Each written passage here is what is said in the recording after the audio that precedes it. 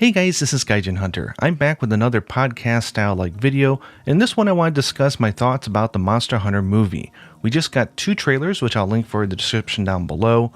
Definitely check out both of those before you listen to this.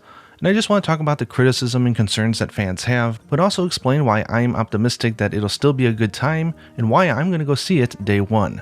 I'm going to make two versions of this video, one with the actual trailers looping, and then one that's just still image. Because I don't know how copyright strike is going to work, so depending on which version you're seeing right now, you got your answer which one was right. Anyways, the first topic we have to talk about, of course, is the director. This is a film by W.S. Anderson. Looking at his past work, we know that he doesn't make thought-provoking films. His movies are generally praised for having good visual appeal, but lackluster story, and it often falls into genre cliches. Mortal Kombat, Event Horizon, Soldier, Resident Evil, Alien vs. Predator, Death Race, you get the idea. But we have to look at his history of video game movies, which is a pretty bleak genre of films. For me personally, Mortal Kombat and the first Resident Evil films are some of the best video game adaptations, and he did both of those. Yes, I agree it went off the rails with Resident Evil on the franchise after they did the sequels, but the initial film I really enjoyed. So Anderson apparently discovered Monster Hunter with Monster Hunter Freedom Unite in 2008 and started talking to Capcom way back in 2010 about making a film based on it. We know that Capcom's involvement is focused purely on the monsters, how they look, how they act, and that is really what most of us really care about. Give us a B-rated film in terms of story and dialogue, and if the monsters and the sequences with them are cool, I think we'll walk away entertained. Now, I do want to mention and address that some people have decided not to support this film or any of Anderson's films due to that horrific accident on the set of Resident Evil: The Final Chapter. That almost killed stuntwoman Olivia Jackson. They were filming a motorcycle scene and Anderson asked the camera guy to lift the rig a little bit later than they planned to in order to get a better shot, but it wasn't properly communicated to the stuntwoman and she ended up ramming into the camera rig at 40 miles per hour, leaving her in a coma for 17 days. Her left arm was amputated and her career utterly destroyed. Where this got dirty though is Anderson's production company, Impact Pictures, claimed that she had rehearsed it 2 times before the final shot and she had no issues with the way they wanted to do it, and that she was going over 40 miles per hour. It's not really a good look to be blaming stunt people when they sustained life-shattering injuries on the set of your film. Well, a judge finally ruled just in March this year that Jackson was not made aware that after the rehearsal, Anderson directed the driver to pull the camera rig up later in order to get that better shot, and the company in charge of the camera and the vehicle, Bickers Actions South Africa, were negligible in the way that they planned and executed the stunt. The upsetting thing is not only did Anderson's company not take out adequate insurance for the crew, but the stunt company they were using were completely uninsured. Despite all legal obligations, it's really offensive that Anderson and producer Jeremy Bolt didn't just cover all the cost. If that's why you don't want to watch his films, I really don't know what to say except that I can respect that decision. Okay, so going back to the movie, let's talk about the story. I fall into the camp that films are better off doing their own thing and not trying to recreate the exact same story from the games. That way it could be its own thing for better or worse. Honestly, with a writer like Anderson, you don't want him taking the actual source material and trying to recreate it on screen because it's not going to be that accurate. The story for this movie is probably just going to be as simple as this. A military team gets sucked into a portal that brings them into the world of Monster Hunter. They encounter a Diablos that nearly kills them, but they're saved by the Hunter, a man filled with vengeance at these monsters for killing his family. Monsters were natural creatures, but then something happened in this world that made them go violent. They go with the Hunter, and through their journey they're exposed to his world, his village, and a cast of Monster Hunter World's characters near the ancient forest. Meanwhile, for comic relief, the main character is training and having funny interactions with the Palico and other characters. After the ancient forest or the hub town is attacked by the greater Rathalos and defended thanks to the Admiral and other characters, the Hunter and main character will make their way to the Tower, a piece of ancient civilization that might hold the key to returning them home, but also wait for these beasts to go into our world. With the stakes high, they go to the tower and encounter the Great Rathalos in a rainy action sequence. A portal activates and Rathalos goes into our world, but lucky for us, so does Gore Magala. Nature versus nature. Gore helps to defeat the insane Rathalos and it's chased back out of our world. The day is saved, the end. If that ends up being the story, I'm going to laugh though, because it does sound probable, doesn't it? First off, let's talk about the elephant in the room, which is the use of military characters, which is a totally overdone concept by Anderson. I'm not a fan of this either, but again, I view this as a popcorn flick to enjoy the monsters, and the rest of this is just fluff. So basically, these soldiers are warped into the Monster Hunter universe, and their goal is to get back home, and they're worried that these crazy monsters are going to slip into our world.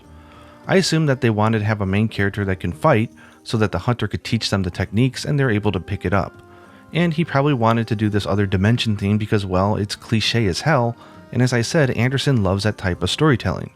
It also lets him get away with some real lazy exposition since the main character knows nothing of the world of Monster Hunter and will be asking questions like a child the entire time, making it easier for those who watch who don't know anything about Monster Hunter to follow. The world and story are inspired by Monster Hunter, but I'm gonna take that as an interpretation, an adaptation. I don't think anyone has to worry about them hurting the franchise, even with laughable dialogue or some story that raises eyebrows.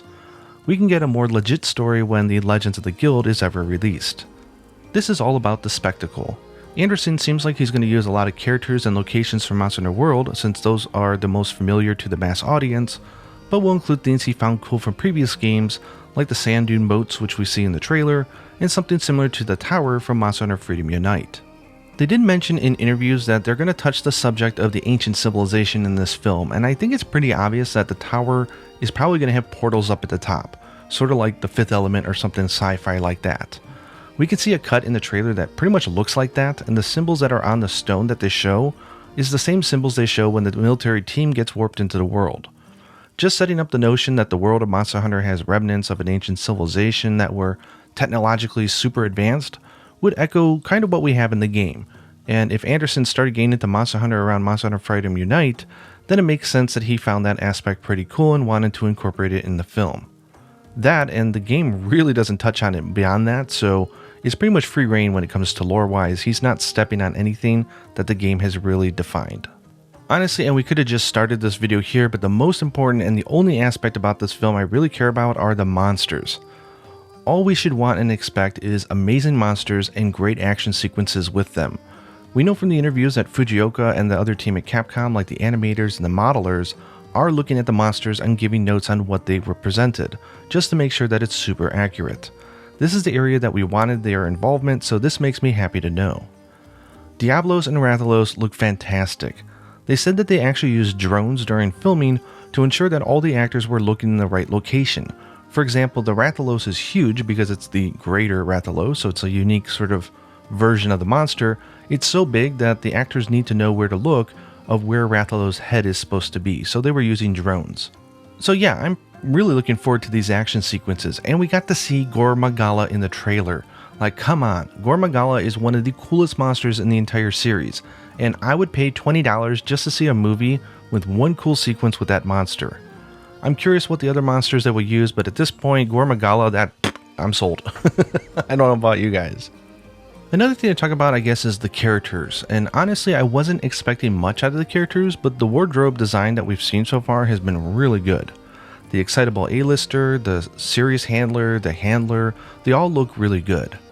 They also mentioned that the Admiral's Palico, the muscular chef, will have a flirty relationship with the main character, which is basically going to be this movie's form of comic relief.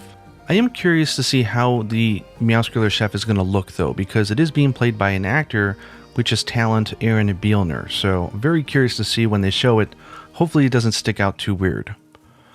And I don't know how familiar people are with him, but Tony Jaa is a superstar, and he's super talented, so I consider him one of the monsters to go watch for in the film. Give me good monsters, give me some good Tony Jaa, and the rest of the movie could be horrible, and I'd be walking out of that theater with a smile on my face behind my mask.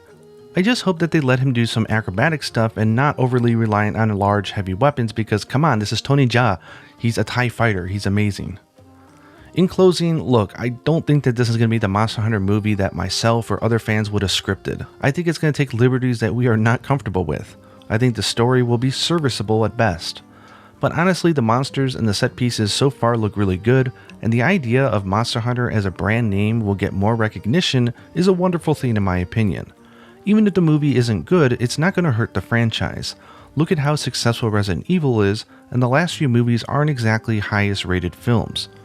Anderson found a way when he did Mortal Kombat and the first Resident Evil to make a really good film, and I believe he has a chance to show that again with Monster Hunter. I'm going to watch the movie day one in the theater, and I will give you my spoiler-free review then, so if you want to wait before you decide whether you want to invest in the film or not, that's okay. But I am looking forward to it, and I think it's going to be a fun popcorn flick.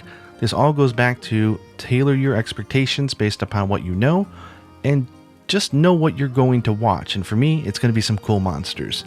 Anyways, that's really my extended thoughts on the 2 trailers that we got. Make sure you watch them, and let me know down in the comments below what you're thinking about when it comes to this film. Love to hear what you guys are thinking, and until next time, happy hunting.